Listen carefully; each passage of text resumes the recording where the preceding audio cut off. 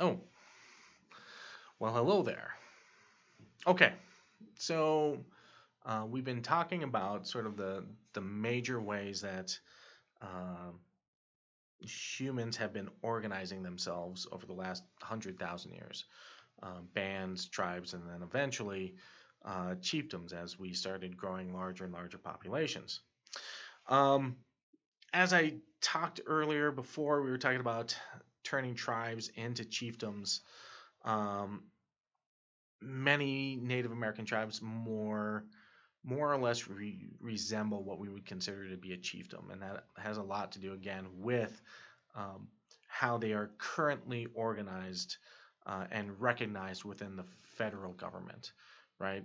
Partially due to the sedentary aspect of being on a reservation and being forced to be on that reservation, that has a huge impact on um, how a culture is going to work for itself, right? If you're nomadic and are forced to move onto a reservation, you have to learn how to survive in that situation. And so you change tactics and learn how to deal with that new reality.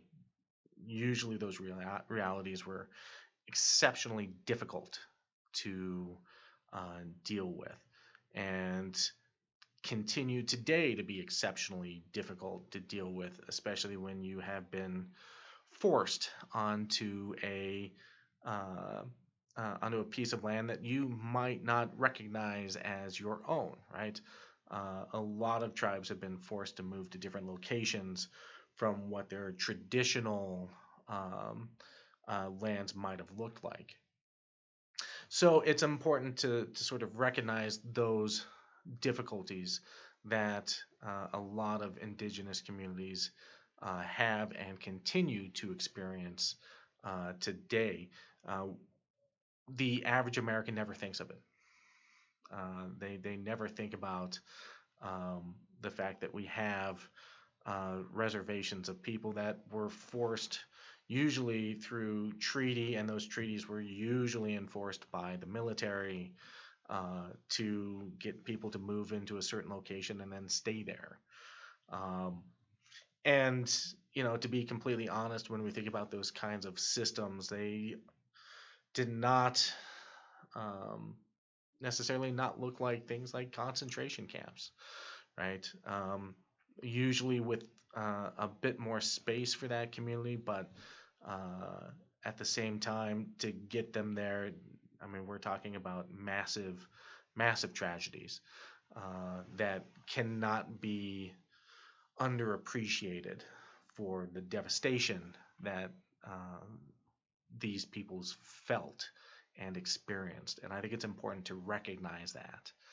Um, so a big issue was that shift from nomadic lifestyle to reservations, and that sedentary restrictions caused a big change in that management style with resources and all that kind of stuff. I think about today, even my own experiences working with places like the Ute Mountain Reservation and Toyoak, which is the agency center or the main town on the reservation. And um, they do receive some federal support, and there is still food that is being sent to the reservation um, to support its people, uh, and they do receive funding from the federal government. But a lot of people seem to misinterpret that money coming in um, and kind of misrepresent the benefit of it. When I was working on the reservation back in 2005, I think the average person on the reservation got a check from the federal government every month for about $120, I think it was. Um, and if you think about that over the course of a year, right, we're talking uh, like 1,700 bucks over the course of a year. That is not a lot of money that you're receiving from the federal government. they were not banking off of it, right? That's barely subsistence level. That's like $3 a day. That's $3-4 a day. That's not much. So, um, and they were receiving some food support, and that's been a very similar process for the last century, especially for the Utes. However, um, to get that to get those resources, especially if we go back 100 years, it was not uncommon that the Utes would travel from southwestern Colorado by horseback all the way to Denver to receive those benefits, whether it was probably flour, um, and then go back to the reservation. They couldn't go off except for those sort of circumstances.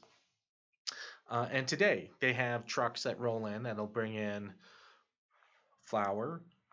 I remember one day I was working in the rec center, and in the rec center they had this program called the Bushwhackers, and the Bushwhackers were like a kids group from I think ages 8 to 12. And in this group, you would go out and you would do different activities.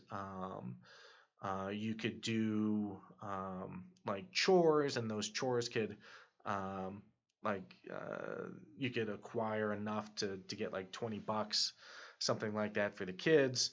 Um, and so it was a really great program. And one of the benefits of this program is that the rec center would provide lunch for all the kids. And I remember helping to make that lunch, and they would get a shipment from Cisco, and inside this there would be boxes labeled cheese-like food stuff. Okay, not cheese, right, but cheese-like foodstuffs. Um, and the if you think about the healthiness of that food, right, was pretty terrible. I mean, it was pretty terrible. So even the resources that they were given were not particularly great. Um, and this has continued to be a big issue on many reservations. The kind of help that they do receive is marginal and usually not that much of a help to begin with. Many reservations live in what we consider a food desert, right? That's certainly the case for the Ute Mountain Tribe, Toyac itself. There's only two places where you can get food. Um, you can either go to the casino and go to the restaurant there, or you can go to the truck stop.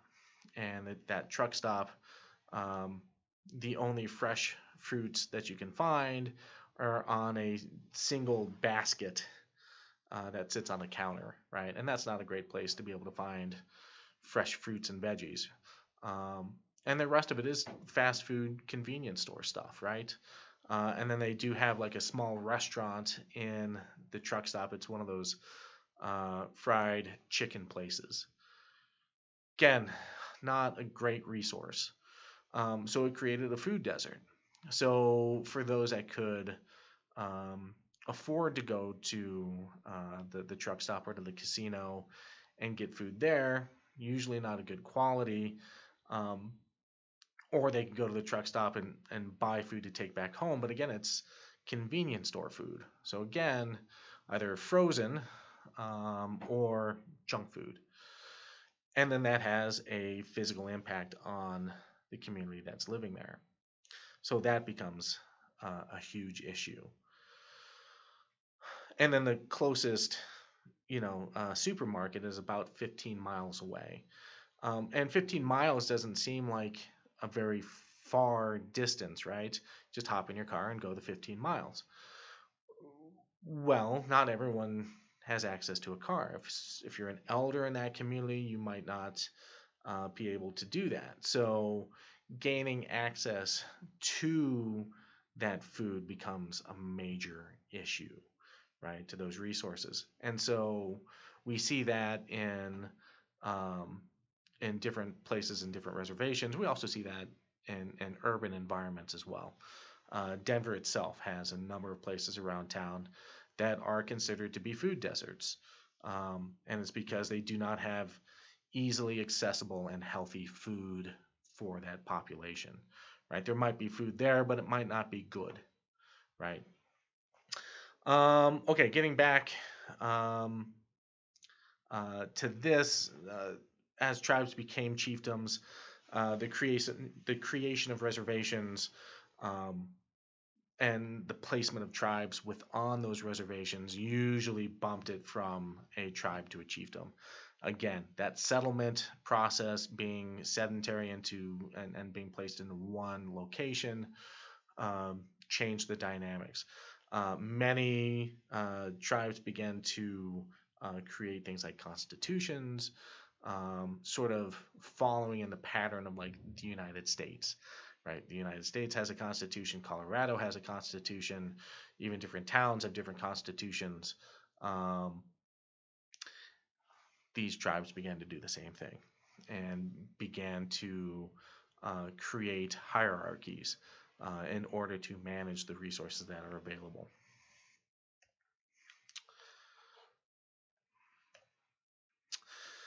Then we have the difference between modern chiefdoms and states. Um, while when we look at American tribes, they are usually considered to be sovereign states, which means they are considered to be a unique country. Their relationship with uh, uh, their people and other countries can be very different, right? When we think about the modern state, they are usually gathering taxes and resources from the people to help fund the state and its enterprises. Um, and that's what we pay taxes for, right? You go to work, you do labor, and in that labor you earn something, and then you are taxed upon those earnings. You go out and buy something, you're taxed upon that purchase, right? When it comes to tribes, they don't behave the same way. The resources that they typically get within the tribe is then redistributed to its people. The people might be working, but they don't pay taxes on their labor. Um, so it's a little bit of a different system, and part of that is because of the fact that many tribes within the United States are considered to be wards of the state. Okay, and what this means is that the federal government oversees the development, oversees um, the organization, the criminal justice system of uh, of these tribes, and because they do that, they also fund a lot of those tribes, and it's usually not very much. Um, but it is something. And then those funds that are coming from the federal government go to typically the people within that reservation. So in that way, it's usually a very different system, right? If you were to go to Toyac today, you won't pay any sales tax when you go onto the reservation. Say you go to the truck stop. Um, Going there for a lot of people is they love going to truck stops to buy cigarettes, right? Because cigarettes are so highly taxed. But if you go onto the reservation, you go to that truck stop, you can buy a carton of cigarettes for stupid cheap. I don't smoke, but I know lots of smokers. Uh, and that was one of the things that they would do. Anytime they were on a reservation, they'd buy a ton of cigarettes and then take it back home because they didn't have to pay taxes.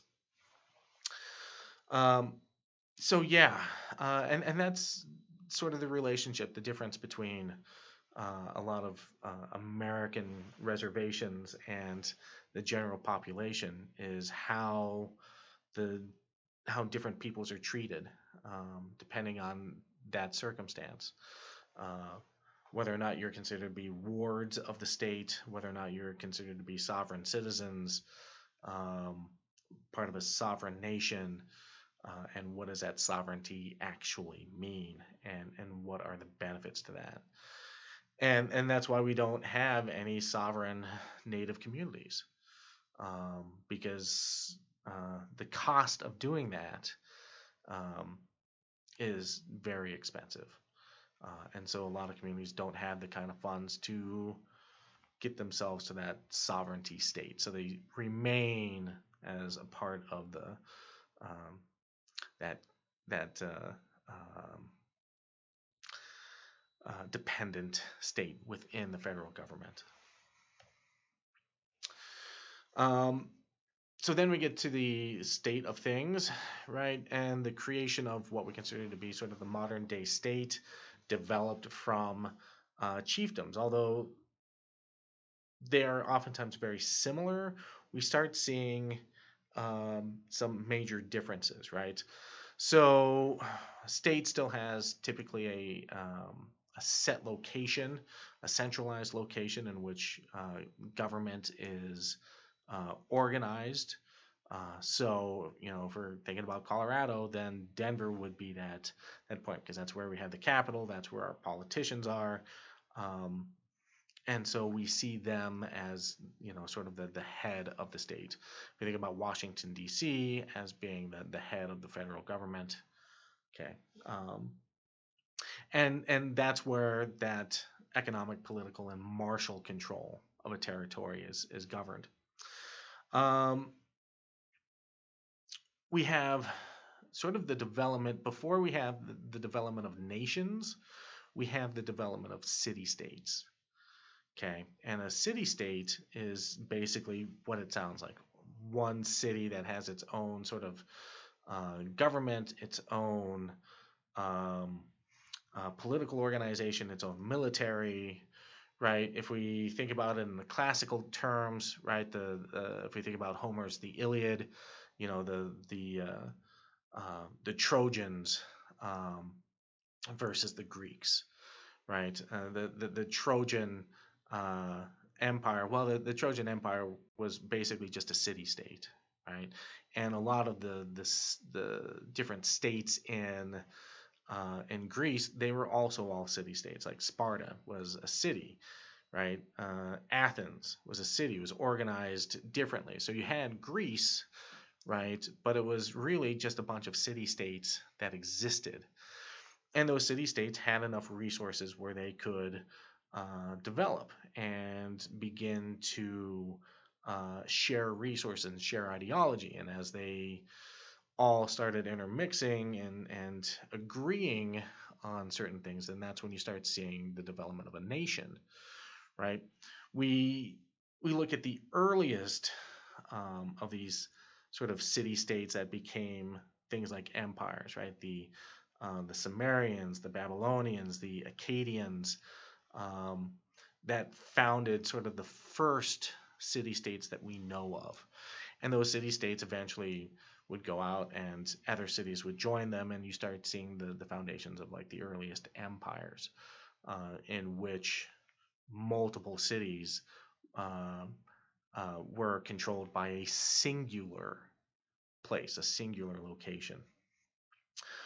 Today, we only really have three city states that are left: Monaco, Singapore, and Vatican City. Right? Vatican City, even though it is in Rome, it is considered to be its own city state. Right? It is not controlled by Italy. Rather, it has its own government. It has its own police force. It has its own currency. It has the distinction of being its own unique culture, but it's a very small one, right? Same way with Singapore, and the same way with Monaco. Now, Hong Kong was sort of like a city state for a while. Still had control, still had British influence for a long time, but it had been sort of developed to be on its own. The British eventually gave up its colonial power back in the 90s. Um, and then it has sort of floated on its own for the last 25 years or so.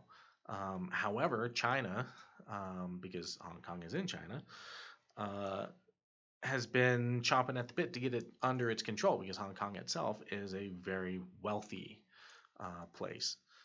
But it's also very westernized and has a very distinct idea about how politics should be, oftentimes at a opposing stance as to Shanghai.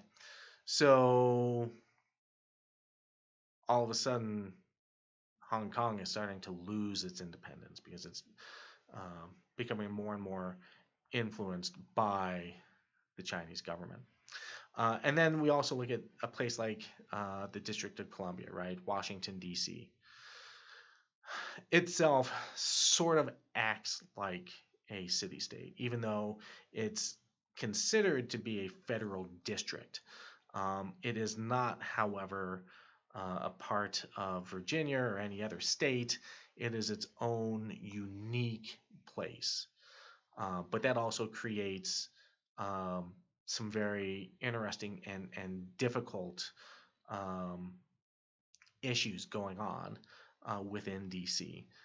And that there are things that they have to deal with, certainly sort of like voting rights and representation.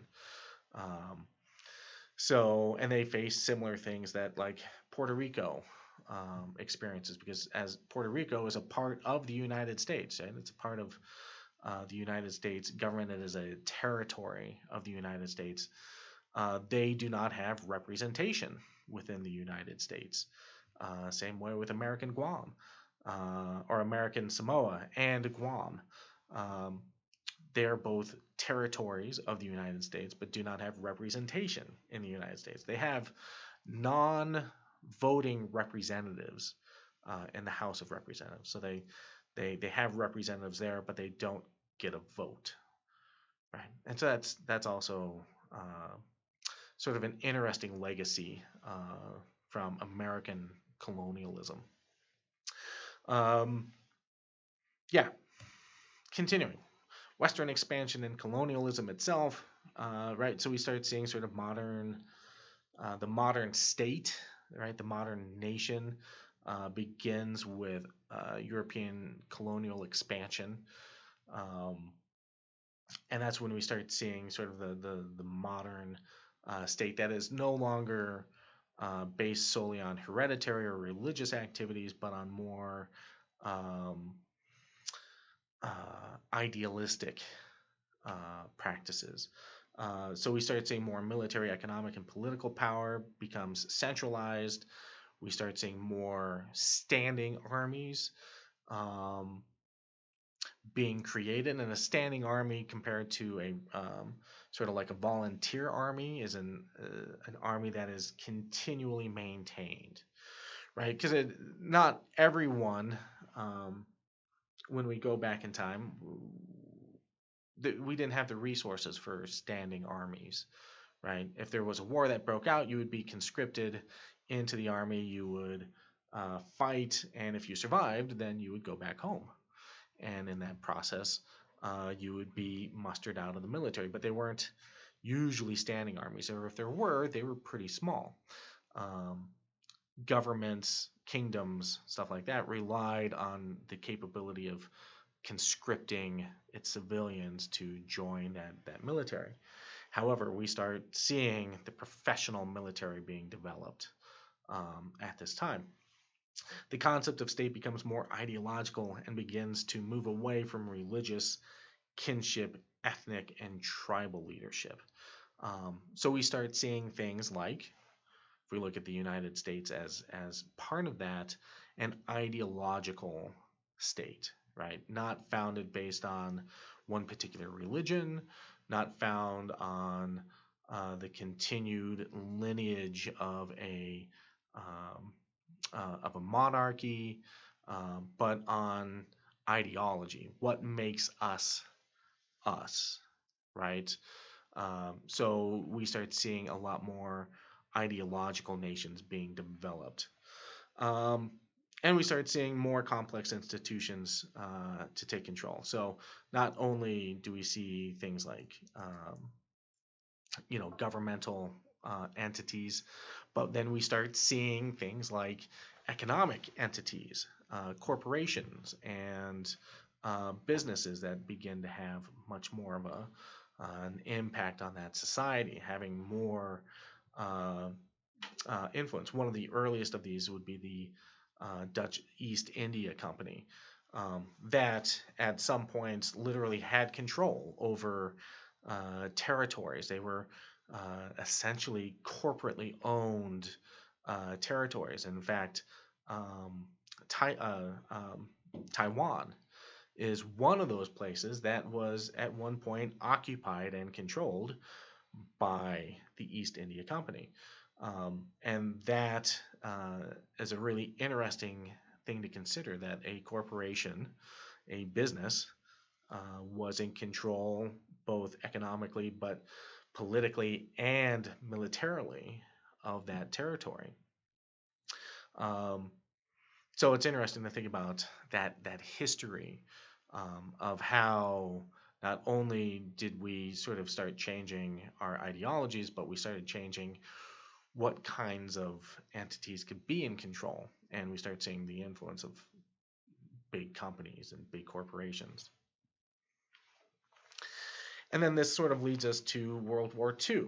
Um, World War II can't be exaggerated how much that war had an impact on world dynamics. Okay, the First World War was um, hugely important, which led up to World War II. The time from World War I to World War II, we saw a massive amount of change around the world.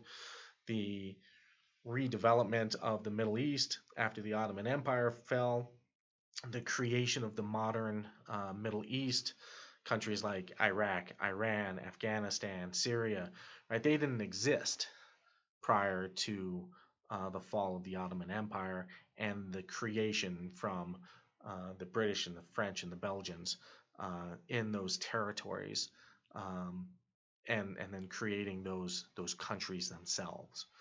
Uh, so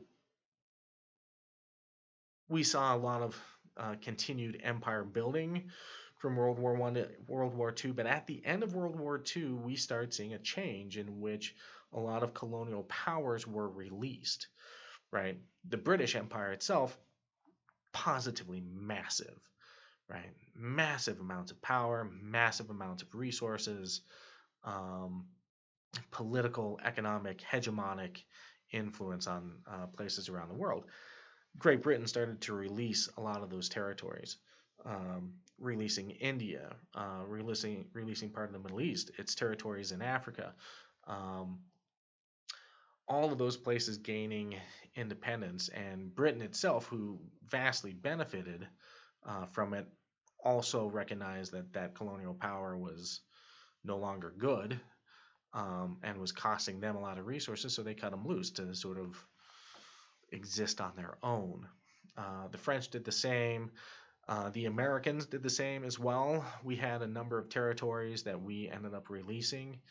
The Philippines were once an American territory.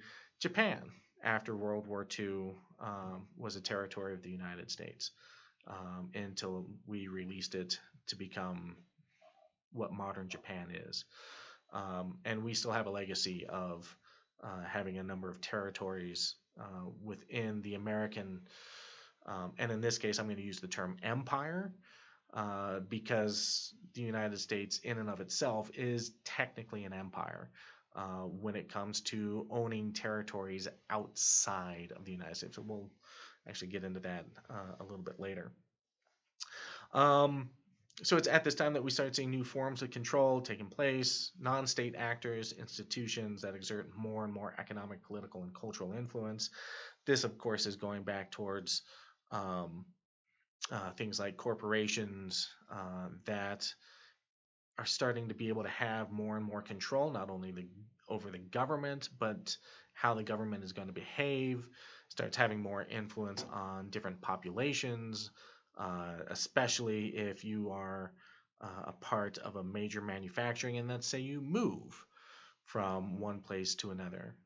If you move your factories from Detroit to Mexico or to Canada or to China, right? Those companies can then have a huge impact economically on both the local government and local economy, but in those other places as well. They usually see a boon in those locations. So when um, major automakers move to Mexico, um, those automakers helped fund those communities and build those communities up. At the same time as that manufacturing left the United States, it had an impact, obviously, um, on the cities here. If you look at the city of Detroit, that's a great example of what happens when a town which was once Motor City becomes, Moped City, right? Um, International monetary organizations like the World Trade Organization, World Bank, International Monetary Fund begin having a huge impact on the development around the world. And they start having the kind of impact that influences how a country is not only going to access resources, build infrastructure, but also organize itself politically, right? Um, because if they cannot gain access to these types of resources, we're talking about like third world countries, um, developing countries. These countries are trying to gain access because they have been released from a lot of their colonial powers, the British, the French, Spanish, the Germans, all of those European colonial powers left places like Africa to fend for itself, right? The entire continent was like, oh, right, we now have to create a new government. We now have to create our own monetary system, and we need to create infrastructure, especially recovering after the war. How do you do that? How do you fund that when those colonial powers are no longer there to foot that bill? Again, one of the reasons why they pulled out. So they have to access available resources, which meant that they would go to the monetary funds and see if they could. Well, those monetary funds, which were still in control and continue to be in control by the Western world, would set obligations. If you want to do this, if you want us to lend you money, you're going to have to do this. You're going to have to organize yourself into a democracy. You're going to have to organize yourself into a republic, and you're going to have voting, and you're going to have to do this, and you're going to have to do that before we'll send you any money. And so they still have a huge influence over cultural practices and connection to the outside world and the development of infrastructure. And a lot of these places would take out big loans, but then there would be corruption, right? And costs going up and up of resources. And so they get deeper and deeper into debt, right? And can't pay those bills. And then that creates even more and more problems for developing countries to get themselves out. And yeah, and a lot of this took place after World War II. As the Western world was trying to repair itself from one of the greatest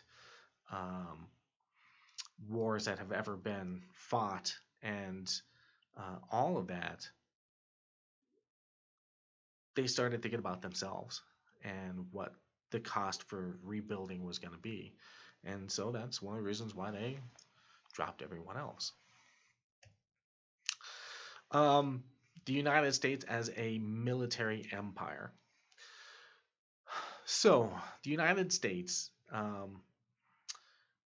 we had sort of pre-World War II practices of empire building. And what does that mean? So we went out and colonized from the 1700s up to the late 19th century, early 20th century. We were going out and colonizing islands, right? Hawaii being sort of a famous example of that. Hawaii being one of the few that we actually turned into a state, right? Prior to its statehood, it was in sort of the same situation as Guam, American Samoa, Puerto Rico, um, the U.S. Virgin Islands, right? They were all part of this slate of territories that were owned and controlled by the United States. Part of that was the fact that we were out there looking for resources. One of those resources being, funny enough, is bird guano, right? And bird guano is bird crap. Basically, looking for resources and fertilizer. That's what bird guano was being used for. Was for fertilizer. And so they started going out and colonizing. So they went out and colonized some 90 different islands to gain access to different resources. Now, post World War II, we realized as a nation, as the government, decided that we no longer wanted to have colonial power over these different countries, but we still wanted to have military influence. And so instead of, colonizing and taking control over a particular country or group, and there was some racial ideology along in this as well, there is very distinct information relating to the reason why we never made Puerto Rico or American Samoa or Guam a state, right? Because we didn't want them, being those Pacific Islander or Puerto Rico, to have that sort of influence on the government, right? So there was some racial ideology there as well. Negative racial ideology. Let me point that out. So instead of going out and conquering places, they decided to set up bases, right? Military bases around the world. And currently we have somewhere in the range of about 800 military bases around the world. And so we have that influence. Now, each one of those military bases, that is U.S. sovereign soil that they are sitting on, that is owned, operated, controlled by the U.S. government. So if we go to like Okinawa, right, in Japan, we have an American naval base there.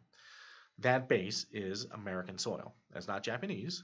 That is American, right? Even though it's in Okinawa, that is American territory. The same way with our base in Cuba, right? That is American soil, right?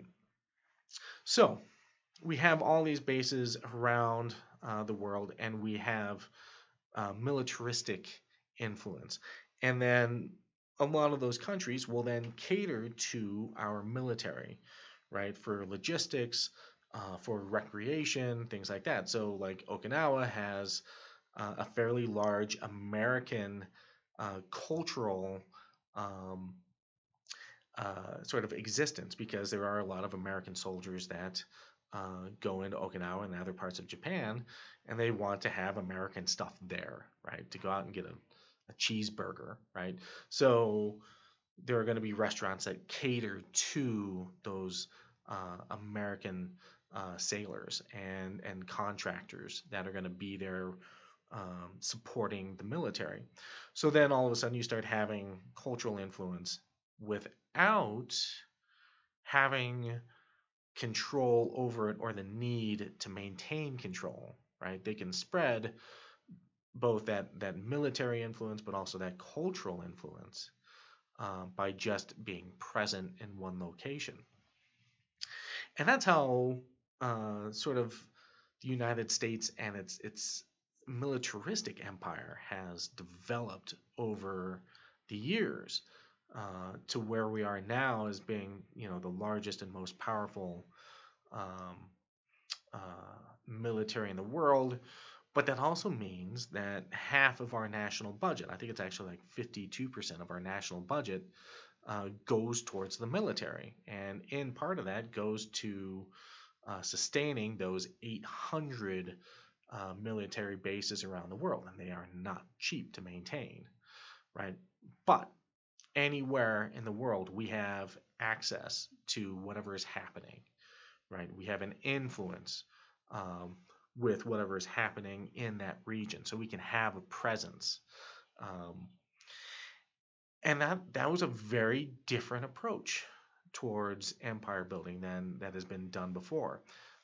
Really, just sticking to the empire aspect of it and the military versus the cultural and resources of it.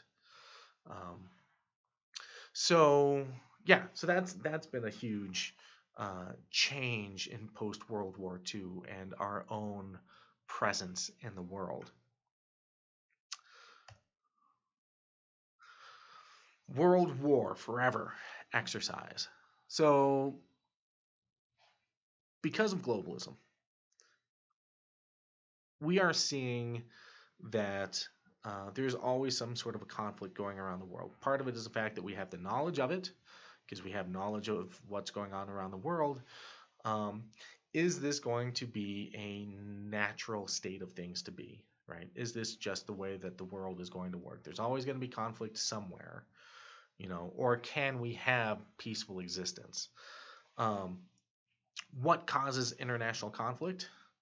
And is this due to humans naturally being violent? Is this a part of our biology? Is this something we have violent tendencies? We are, if we want to just come right down to it, we're meat eaters, and meat eating takes violence, right? Uh, so is that just a natural state of being? I want you guys to think about this for a second, and then we'll come back and discuss. So pause, write something down, and then we'll get back to it.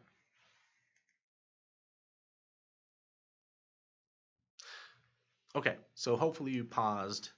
Um, and so let's talk about the state of war. Okay, let's talk about some examples. So we're enculturated today to accept the fact that war is a natural state of being, right? This is a cultural behavior and has become sort of idealized and accepted. And this is a cultural state of being, right? Um, if we think about like what it's like being a child in this country, right? What kinds of toys are boys given, right, as they are developing? Now, when I was a kid, I was given toy guns. I was given video games that were violent. There was fighting going on. We used to play games like Cops and Robbers and Army, and would run around, playing shoot 'em up. And in this sort of way, we sort of uh, idealize this practice of violence being acceptable, right? We see it on TV, and we're sort of desensitized to it. We've accepted that that is just a part of the way things go, um, and that happens with everything, right? We find an ideology for any practice around the world. It just becomes a normal practice. War in of itself is one of those things. It's a means to justify having a military, having an armed police force, having um, the right to bear arms, right? Because we have accepted the fact that war happens and we have to be prepared for it. And then that cycles in and of itself, right? So it becomes idealized and accepted as normal. We have religious ideology can influence behaviors that instruct either consciously or unconsciously how we react or engage in violence. So when we look at religion as an institution of itself, there's a couple things that we have to consider. One, religion has been the foundation for peace for many, many different cultures. If we look at Christianity, that's one of the tenets, right? Is peace, love your neighbor, turn the other cheek. At the same time, we have seen many wars fought on behest of religion or Christianity, as just an example. Um, so it all sort of depends on the situation, right? Even if we go back to the first and second Gulf Wars, or if we go back to um, even terrorism, the war on terrorism, a lot of people believed that this was another religious war, Christianity versus Islam. It didn't have a lot to do with what was going on in those other places, but they were, you know, based on sort of religious ideology, right? Even going back towards the ban of travel right around 2020 with and 2019 with Trump sort of banning travel to Muslim countries, not necessarily signifying which those countries were and why, but the fact that they were Muslim countries, right? That's usually a dog whistle for talking about religious ideology, right? And that, oh, this is, we're not going to do this because of this religious ideology, and it's associated with, right, this practice. If we look at Islam in general, Islam is positively massive and is not centralized in the Middle East, right? There's more Muslims practicing Islam outside of the Middle East than there are in the Middle East. But, right, if we look at the Middle East, that seems to represent Islam itself and terrorism and all of that stuff. If you know anything about world history and sort of our connection to um, the building of the modern Middle East, you'll understand why there's big issues, right? So that's really important, and especially if we look at the conflict that's going on in Israel and Palestine, and this has been going on for decades since the first organization of Israel, right? The recognition and the colonization of that area forced a lot of Palestinians that were there to move and to be relocated, and a lot of them ended up moving to places like Gaza. So, there is this sort of religious influence that can continue to propagate ideas of peace or ideas of war. Um, education. Education can justify or excuse violent actions based on circumstances. So, one of the things that I remember learning as in grade school was we were talking about World War II and why the United States dropped the atom bombs on Japan. And the justification was that if we didn't do that, then more and more American soldiers would have died in sort of fighting Japan, because we were told that the Japanese were going to fight every individual, every household was going to fight any sort of occupation or invasion of American forces.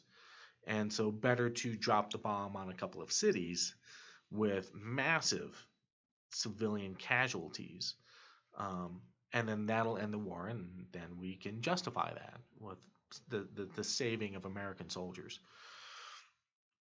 That is creating an ideology. That is an educational tactic in which we were told that this is what's going to happen. Now, whether or not that is actually the case, and we did have intelligence that was going to be an extremely difficult fight for Americans to do, and there was a big unwillingness to do that. So they decided to drop those bombs. And since then, we have justified that practice, right? And made it so that it's comprehensible, that it is understandable, that it is appreciable, that was the only solution that we could have come up with at the time. Um, Not to mention that there was rampant um, racism against the Japanese and Asia in general at the time within the United States, because we had our own Japanese concentration camps in the United States, even here in Colorado. Right, we had an internment camp. Mind you, better than what was happening in Germany, but still forced movement, right? The forced relocation of peoples, and those peoples lost their homes, they lost their businesses, lost their livelihoods, um, and were forced to be in a single location, which was devastating, right, to those communities and to those members of those communities, and it happened to hundreds of thousands of people. So, right, there was a lot of this that was going on at the time, and so we have to take that into consideration as to the justification for dropping those bombs, right?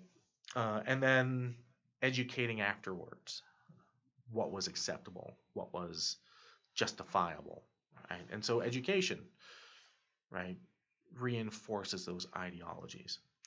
Entertainment can instruct and desensitize violent behavior by glorifying heroes or downplaying the consequences. And again, if we watch modern day movies, right, James Bond and um, even like the Fast and the Furious movies or the Marvel movies, um, right? We look at sort of these heroic tales of what it's like for violence, right?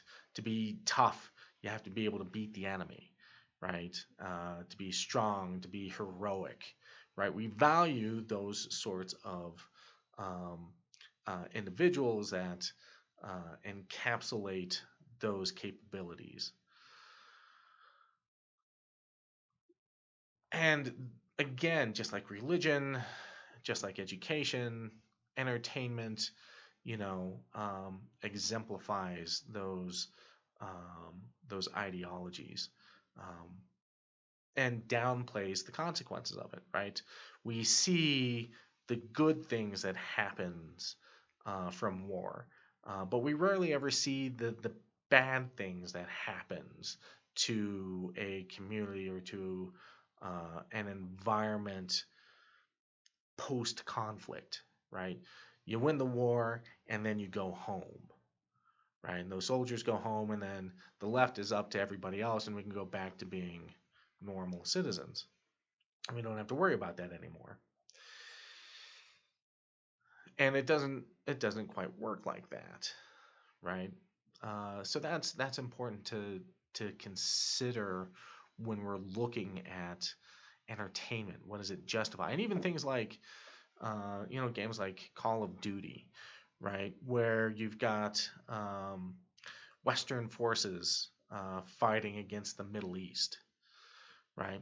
Well, every time that you play that game and you're running around as special forces, and then you're taking out terrorists and you're fighting the war on terror and all that stuff, it continues to propagate an ideology about who is the enemy, right? How do we distinguish between the hero and the enemy? And then that helps to, again, idealize what is the best approach, right? And we've been doing this with Russia for decades, right? Who is the main villain? Russia was the Cold War, right? Anytime that we had movies, it was the Americans against the Russians, and and that became a huge tale. Now we're seeing the same thing, but it's China, right? China is now the main boogeyman, even though Russia still has a big part of that. But when it comes to like the overall sort of challenge that the United States is going to face, China is the one that's going to do it. Then you've got companies that build weapons of war for profit.